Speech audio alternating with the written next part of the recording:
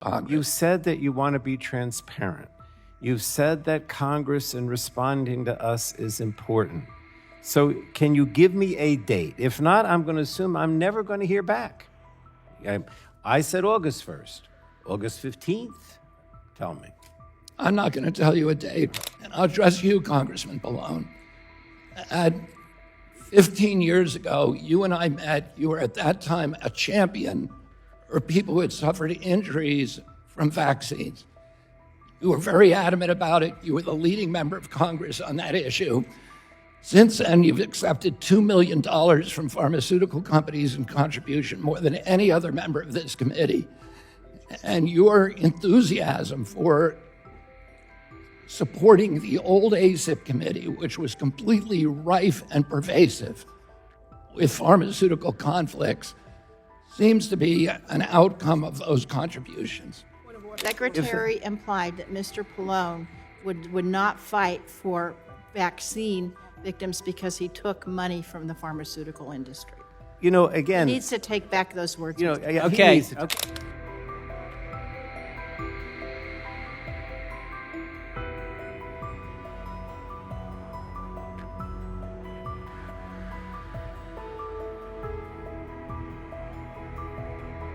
Representative Pallone for 5 minutes of questioning.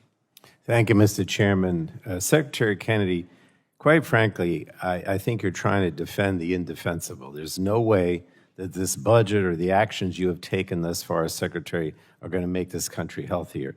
And you keep talking about waste at the agency, but I mentioned in my opening there are 340 top scientists who signed a letter to the NIH director detailing unprecedented waste, abuse, and illegality at NIH under the Trump administration.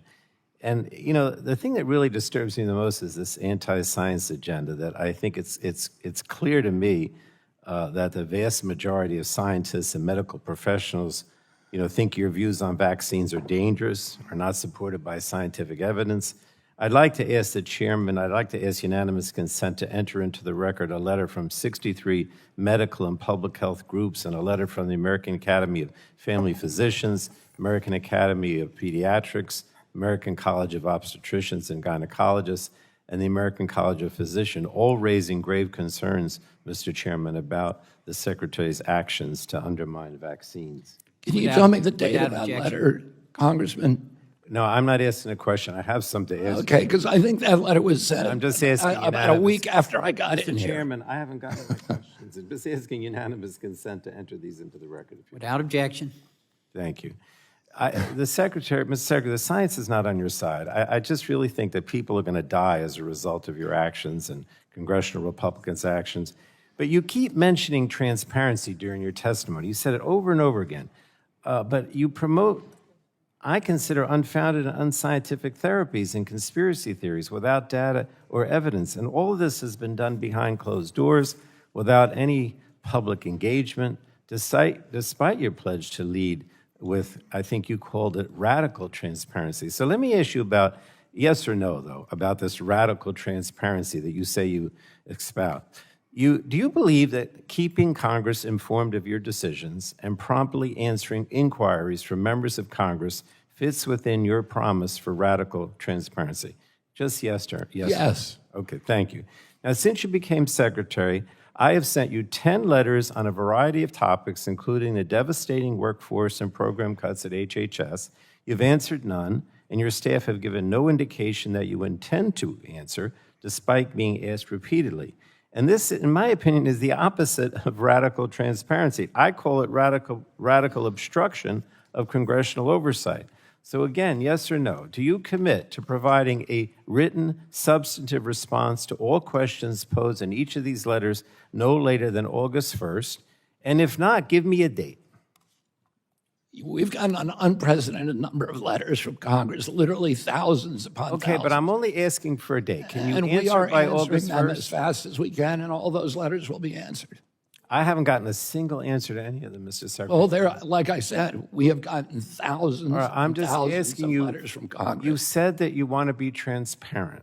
You've said that Congress in responding to us is important. So can you give me a date? If not, I'm going to assume I'm never going to hear back. I said August 1st. August 15th? Tell me. I'm not going to tell you a date because Well, then I don't think I'm ever going to get a response, and I think your suggestion that somehow you're being transparent is simply not true.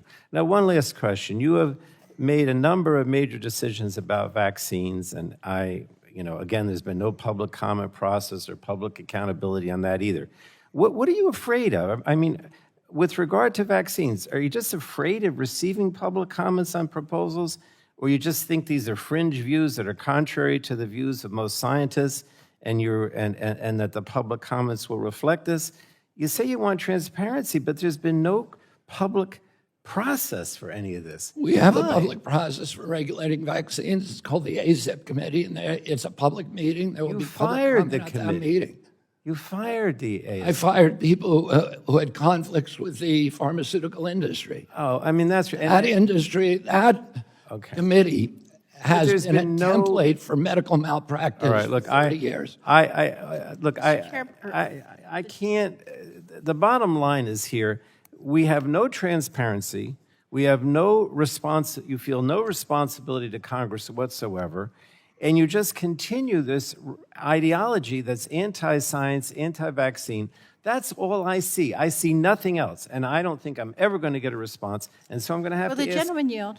My time is Well, up. this is, Mr. Chairman, this is the Committee of Chairman, Jurisdiction. Gentlemen, like to the answer gentleman that has yielded. The chair now recognizes the vice chair of the committee, of the subcommittee, for 5 minutes of questioning. Dr. Dunn. Thank you very much, Mr. Chairman, and thank you, Secretary Kennedy, for being with us today.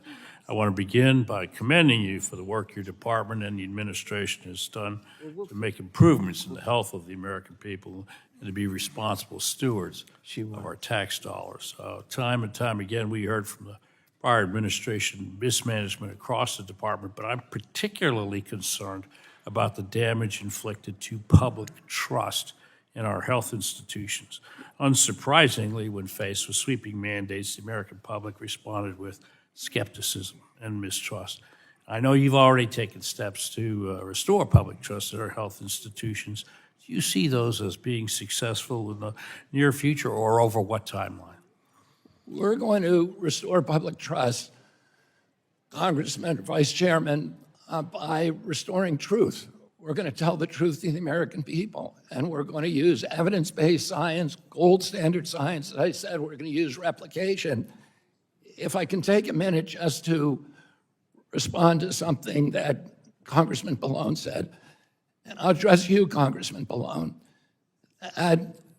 15 years ago, you and I met. You were at that time a champion for people who had suffered injuries from vaccines.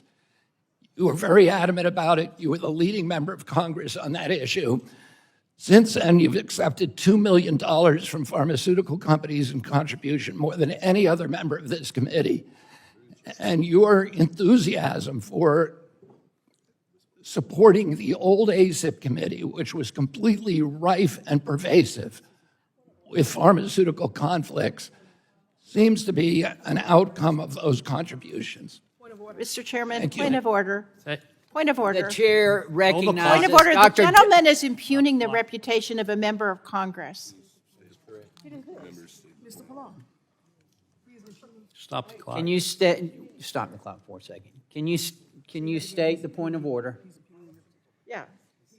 He was impugning Mr. Pallone's Mr. reputation. Chairman, I didn't hear it. Did the Oh, gentleman? you weren't paying attention. That's why. Well, it's hard to pay attention here when we're not getting any responses. Okay, My okay. understanding now is that the secretary said something about me taking money from pharmaceuticals.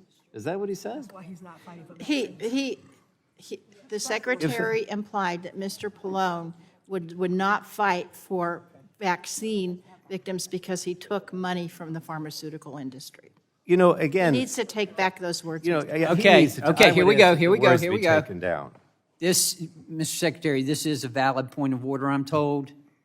So I'd ask you if you would, please take back those words. They're retracted. Thank you.